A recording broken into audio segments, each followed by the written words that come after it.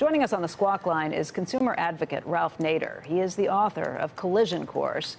He's going to be addressing airline passenger safety at a summit next month, and we should point out he lost a niece on the Ethiopian Airlines crash of Boeing's 737 MAX earlier this year. Ralph, thanks for being with us today. Good morning. Thank you. So what do you think about what's going to happen? I know you've written both to the FAA and to Boeing. What do you think happens next in terms of the recertification of the MAX 737s? Well, the basic problem is the instability of the plane. Apart from the software that was designed to fix it with all its glitches, is the plane was built with larger engines vectored in ways that changed the center of gravity on the old fuselage to which they were attached. And there's not enough attention paid on the design. Now, you can look at Boeing's frantic efforts going here, going there, modifying their software, whether they're telling the FAA in time, not informing the pilots, not training the pilots, not saying there should be simulators, not having flight manuals with the details. All of that is because they're trying to deal with a stall-prone plane that is unstable.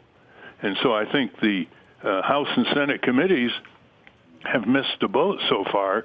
They're getting mired into the software and how much is going to overpower the pilot and how much is going to empower the pilots, when the basic problem is the design of the plane. And there's no way you can fix that without recalling the planes, the way they recall cars, and grounding them and having Boeing sell its, continue to sell its Boeing 737-800NG, which is a stable plane. Now, the FAA has been in the pockets of the Boeing company for years, pressured by Congress and the White House on both parties to cut budgets, to cut staff, reduce their talent pool, to oversee Boeing. And they've delegated to Boeing the power to appoint their own inspectors in the factories, and inspecting themselves. So it's not a good situation for airline passengers. Fortunately, we have a lot of aerospace experts speaking out. In all the product defects that I have worked on over the years, I've never seen so many whistleblowers, so many authentic aerospace experts condemning the Boeing practice here. And why did they do that? Instead of a clean sheet plane, which they decided to do in 2011, and then a few months later changed their mind and went with the MAX, is because they were trying to catch up with the Airbus 320neo. And that's why they suppressed their own engineers who objected on engineering aerodynamic bases, this kind of heavy engine on the old fuselage. Ralph, there is reporting to back up just about everything I think you've said on this point. But the company has not fully spoken and given its side of events. There are still investigations going on into both of these crashes to trying to get to the bottom of some of these issues. And that's the problem. What I will ask you, though, is when we've heard from airline pilots themselves, from the very beginning and on in the months since, airline pilots have had their own concerns. They've been frustrated, but all of the ones that we've spoken to, even some of the more vocal ones in the unions, have said that with additional training and information from the company, they do feel very safe flying these planes. What would you say to them? Well, some of them do, some of them don't. We haven't heard from the pilots in the foreign airlines who are more critical. We have heard from the head pilot in American Airlines. He's been very critical. He has not conceded a thing. And the FAA has rubber-stamped Boeing, saying that there needs to be no simulator trainings. When people like Captain Sullenberger, who landed that plane safely in the Hudson, said to me, of course there has to be simulator training by the pilots before the planes are allowed to fly again. That's a very different idea, though, having simulator training and making sure that you have simulator training before these planes go back up versus what you had said earlier about scrapping the entire design and starting over. That's right. That's right. Would you feel confident with the FAA signing off on this or other nations signing off on the recertification of these planes if there is additional training for the pilots? No, I wouldn't, because I want to see the investigations that are underway in all places, overseas, Congress, the NTSB, the IG of the Department of Transportation, they should be awaited by the FAA instead of the FAA trying to push these planes up in the air in the next 90 days or so. There's an asymmetry of time here in the sense the FAA wants to move fast. Once they get them up in the air, then all the other institutions who are investigating lose their bargaining power. They can be accused of alarming unduly passengers, undermining airlines, and that's why Boeing and the FAA want to work to get these planes up very, very quickly.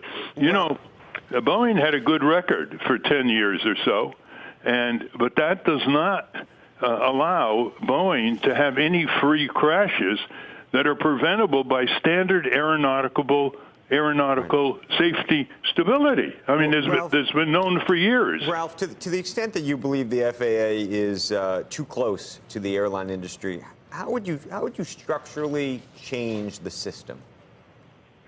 Well, you turn it into a regulator. Right now, it's a delegator. It's a consulting firm to Boeing. And it's not the FAA's fault. You know, this started with Congress. Boeing has huge influence in Congress. It's contributed to 330 members of Congress. Almost all the members of the House and Senate on the transportation committees are taking money from Boeing. And in the White House under both Bush, Obama, Trump, they kept pummeling the FAA to delegate more and more. Senator Blumenthal is preparing a bill, to answer your question, to return the FAA with an adequate budget, adequate engineers and staff as a regulator, as an arm's length regulator. You know, the airline industry itself better ask what's going to happen when consumers start boycotting this plane, when they start talking about you know, when they call for a reservation and they say, okay, what plane is it? Well, I say, it's the MAX. Well, I don't want this plane. If they lose trust in the plane, that's not going to help Boeing. It's not going to help the airlines. Fortunately, there's less than 7% of the planes that have been ordered have been produced, and Boeing ought to cut its losses. Ralph, have you heard back from either the FAA or Boeing from the letters that you sent them? No, you see, that's another thing. They never respond. They never return calls. And what does that tell you?